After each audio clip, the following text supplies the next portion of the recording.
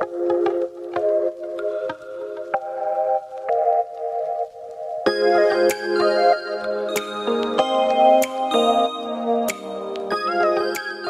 very good evening. Welcome to Love Talk.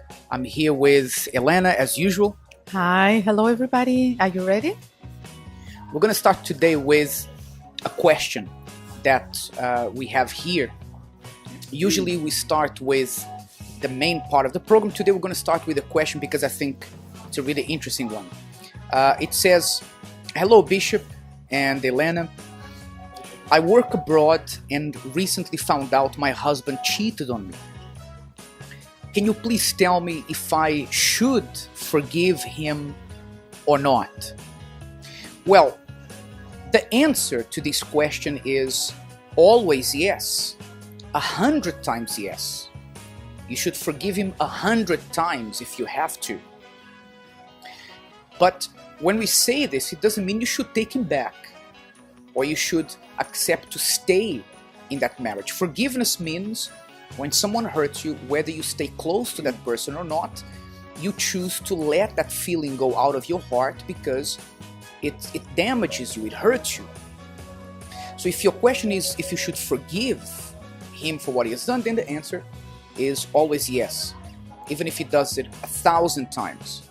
But now please understand, should you remain, should you stay in that marriage? That's a different question, because if a person does something like that, cheating, then you are in a position of power to ask and to put things in place to make sure this never happens again. For example, if he cheated with someone at work and you choose to remain in that marriage, you can choose to stay in the marriage, you can choose to go, it's your choice.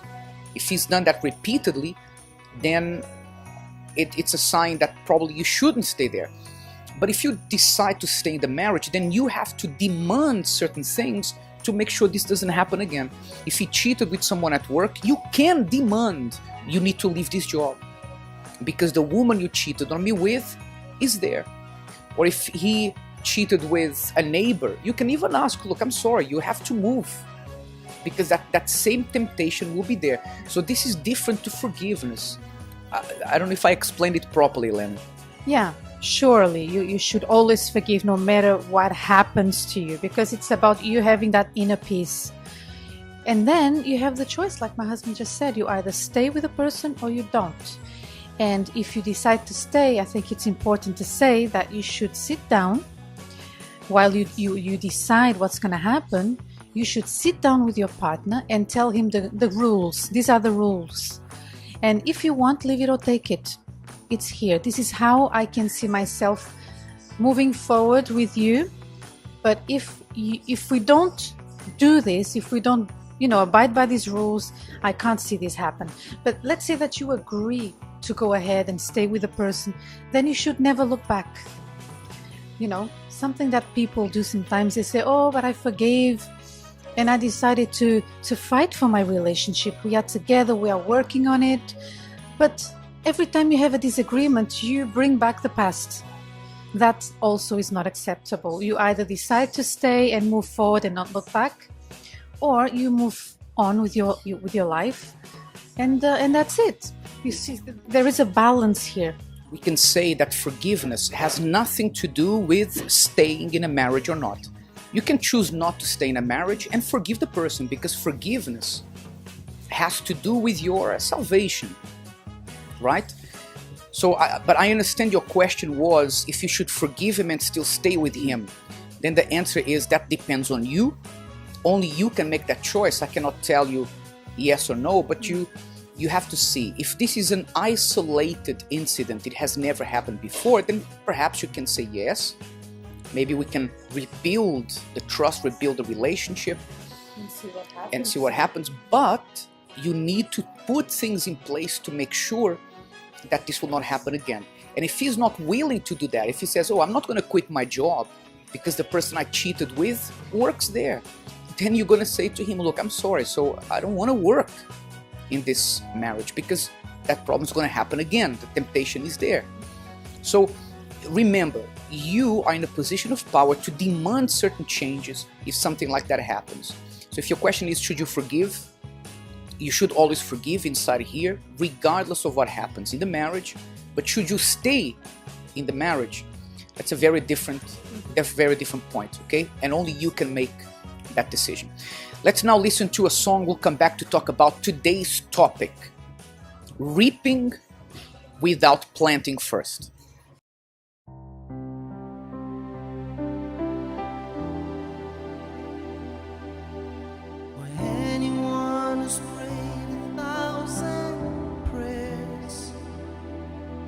Still can find the answer anywhere, fighting off the lie that no one cares. Anyone who's out there losing hope, feeling you're forsaken and alone, clinging to the last strands of your rope. May God give you eyes to see still greater courage to rise and believe He is able. May God be your peace in the fire you're walking through. This is my prayer now. This is my prayer for you.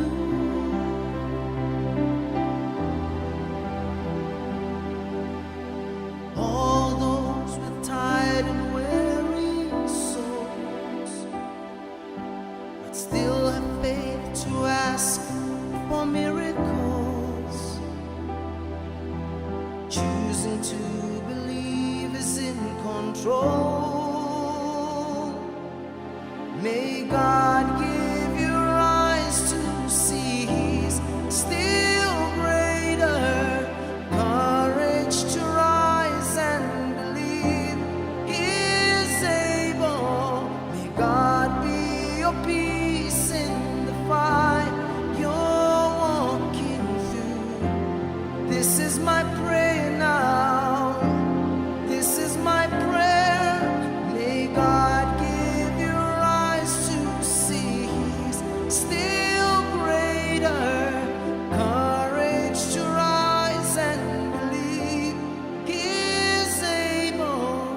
May God be your peace in the fire you're walking through. This is my prayer now. This is my prayer for you.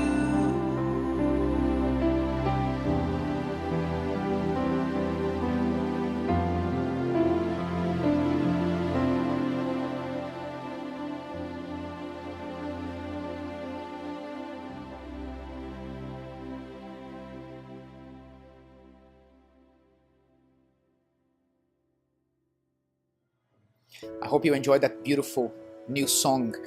Now, what would you say if I told you that a person expects to reap something, to harvest something that they've never planted? You'd probably say that that person is mad. It doesn't exist. You can't have a field and you go there to harvest something you haven't planted. I also think she's mad if she wants to. Yeah, you are mad if you're expecting something to grow without you ever planting it. But this is the behavior that many people have, Elena. Many people have this kind of behavior in their relationship. They want certain things to happen from the other person. They want certain changes to happen, not just in their marriage, but in their love life as a whole. They want certain things to happen without having made adjustments or changes first. How many people, they demand certain things, certain changes from the partner when they've never changed? How many people, they demand people to treat them with respect when they don't treat themselves with respect? They don't respect each other. Sometimes, forgive me, sometimes the woman says, oh, men don't respect me. No man respects me, men are all the same, but she doesn't respect herself. She puts herself out there cheaply. Then of course, no one's going to respect. And it's so true. and people these days, they are so spoiled, so lazy, so unforgiving, so unreasonable. I could go on here, but I just don't have enough vocabulary in English because that's not my first language. But I could go on, but I think you understand what I mean. People want to reap where they never planted. And it's like they say, it ain't gonna happen. It ain't gonna happen. So if you want to be treated with respect, lady, I'll talk about the ladies, you can talk about the men. You have to respect yourself. If you want your husband to treat you in a loving way, behave like a lady. Don't behave like a man. When I say like a man, like very rude, very abrupt, very, masculine, macho, I make the decisions in this house. You have to show gracefulness. Because sometimes, Elena, for example, the person wants the husband to treat her with love, but she doesn't do that. As soon as the husband arrives in the home, she shouts, she starts complaining about things in the house, about things he hasn't done. The guy doesn't even feel like coming home. We also have the man who shows no affection for the wife. He doesn't care for her. He treats her like an object that has no emotions, no feelings. He never compliments her. Never compliments her, and then he expects to have something in return. There is a law of nature that also reflects the law of God, which is you cannot reap, you cannot harvest what you've not planted. Many people are watching us, they have farms back home in their country, they plant different things. You know this. So, but the thing is also, there are people who plant, but they plant today and they want to reap today. They forget that tomorrow, but they forget when you plant something, you need to water it, you need to fertilize the ground, you need to remove those. You need to remove the weeds. Yeah, that's. And many people don't want to do that in relationships. They don't understand you need to water the relationship. You need to care for the person. Just like there are weeds around that damage what you planted. Sometimes there are little things that happen in a relationship that damage the relationship. So many people have this false idea that I'm going to plant. But they plant today and then they check their watch. Let me see if she's changed already. It's not going to happen like that. And some women, I have heard this before, okay? I'm not judging. Some women I've heard coming to me for advice and say, how can I marry this kind of man? I want to marry, I'm a single lady. I've been investing in myself, like I heard you talk about in your seminars and on your programs. I'm studying, I'm working on my confidence. So my dream is to marry a businessman. And he has to have a good job, a stable job, and blah, blah, blah. It's a list, okay? And then I looked at that person and I said, listen, if you want to go to a shop and buy, the Barbie, there's also the Ken in the box. He already comes all groomed and well dressed and with a briefcase. That's the only way you're gonna get this kind of man. Because sometimes, most of the times, single people, now I'm talking to the singles, they look at this kind of couples, they see, wow, they look so successful, but they forget that they started from nothing. They started both young and they believed in each other. So they decided to plant along the way, remove the weeds. Sometimes there were rainy days, sometimes there was thunder, sometimes there was typhoons, but they still kept together, planting every day, forgiveness, understanding, communication, and then they became what they are today. It's a work of patience. We want you to take a lesson from today's program, which is this. You want to receive love. You have to plant love. And you need to love without expiry date. Don't love for a week, and if the person doesn't love you back, you go back to your old ways. You love not because that person shows you love back. You love because it's the right thing to do. That's what you planned. You respect because it's the right thing to do. So that's what you plant. In other words, we only take out what we put in. It's like a bank. You cannot go to a bank to take out $1 million if you've only invested, if you've only saved $100. You can only take out what you put in. So put into your relationship love, respect. When you speak to the person you are married to, speak words of love. Don't criticize, don't judge. Build the person up. How many times we see husbands tell their wives, you're ugly, you're fat, you don't do anything right. Of course, the woman will have no confidence because that's what you plant. How many husbands, the wife says, you're a loser. You're a loser. Why did I marry you? I should have listened to my mother and never married you. Of course, the guy has no confidence because that's what you're planting. After today's program, start to plant what is good in your relationship.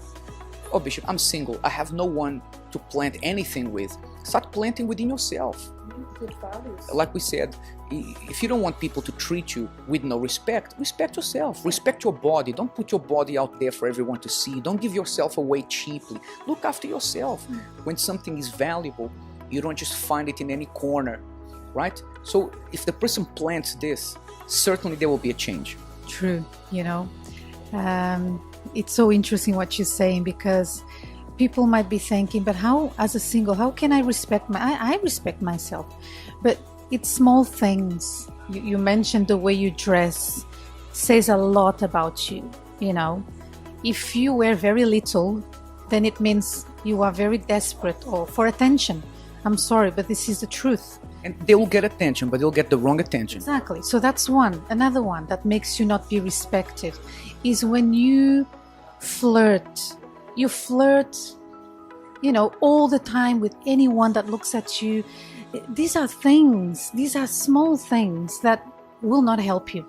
You are planting, look what you're planting, a bad reputation for yourself. For example, I also hear a lot singles say, no, but I'm single. It's not a sin for me to date and get to know people. Absolutely right. But if you are a dating machine, you can't stand being alone. So this one didn't work out. Okay, next and next. You are planting a bad reputation and you are acquiring scars that will be difficult to heal. That's right. So that's it. There's nothing else to say. That's all we have to say to you today. We're going to show you a testimony right now of someone who saw God's power changing their life, and then after that our program is over. You'll see at the end the addresses for all our headquarters in Asia and Oceania. Don't forget, if you need help, visit.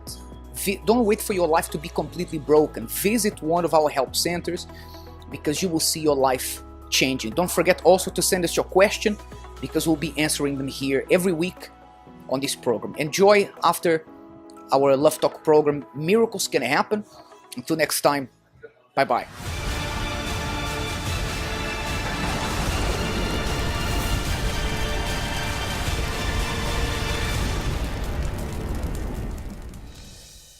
My name is Giovanna Correia. I'm 42 years old and I suffered tremendously before receiving the Holy Spirit. My parents were happily married for 25 years. We could see this daily in their relationship, but really and truly it was only pretense. Because in reality things were quite different. Neles, mas era aparentemente, era o que eles passavam pra gente, mas não era a realidade deles. My parents separated and I stayed with my dad and my sister. I always dreamed of getting married, but my dad's example led me to no longer believe in marriage or family. Meu pai, ele me fazia desacreditar da instituição família. I got married, but my experience wasn't good at all. He would cheat on me, he would leave me alone to go to nightclubs, to meet friends, to play football, to go surfing. So I would cry all alone because we lived in a big house and I was scared. Então eu sofria, eu chorava sozinha, né? Porque eu estava numa casa grande, sozinha, e eu tinha medo. I would try to solve the problem by talking to him when he was drunk. We wouldn't get anywhere. But I felt the need to talk, to shout at him, to go out, look for him, break the windows of the car. I was a hot-tempered person, but I never solved my problem. Explosivo, não me levou a nada. One day my husband went to a service at the UCKG. When he got home that day, he told me that he had found the right place to finally change our lives. Ele voltando, ele falou para mim que a gente tinha encontrado o lugar ideal, o lugar certo que ia transformar nossas vidas. When I started attending the church, I really paid attention to what was preached. And the messages were always focused on the Holy Spirit. I understood that it was the lack of the Holy Spirit that caused all the suffering I was going through. Eu consegui enxergar que a falta do Espírito Santo é o que me trazia todo aquele sofrimento. The suffering in my love life, in my spiritual life, since I was a very insecure and unhappy woman.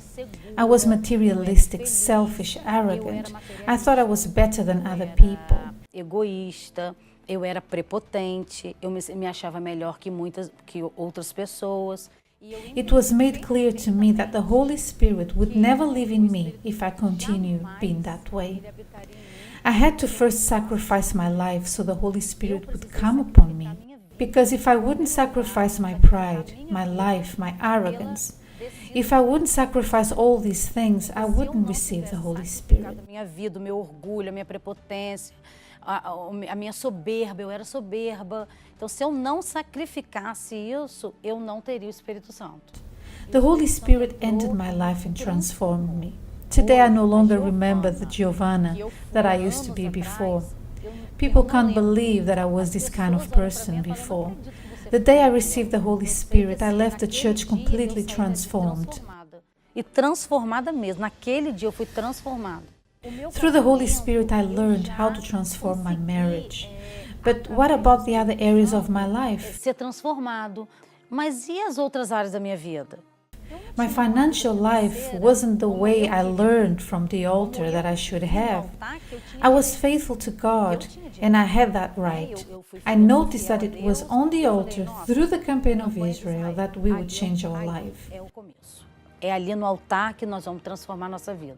In the first campaign, I was so sure of what God had asked me and that I had made a perfect sacrifice that I went on the altar one way and came down differently. Uma forma no altar e desci de outra. I was sure that God would perform transformation in my life. I had this assurance that God would transform my life. This was the first of many campaigns, but I was sure that God would change my life through the perfect sacrifice. A partir do meu perfeito sacrifício. We achieved things step by step. We weren't business-minded, but God brought us that direction. E Deus deu a direção de empreender.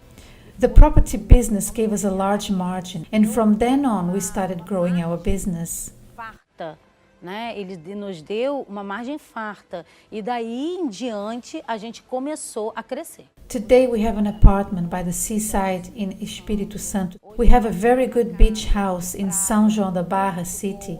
We have land in some of the best private developments in the city. Em condomínios fechados, num dos melhores da minha cidade. We own imported cars. I was able to buy a car for my mom, one for my daughter.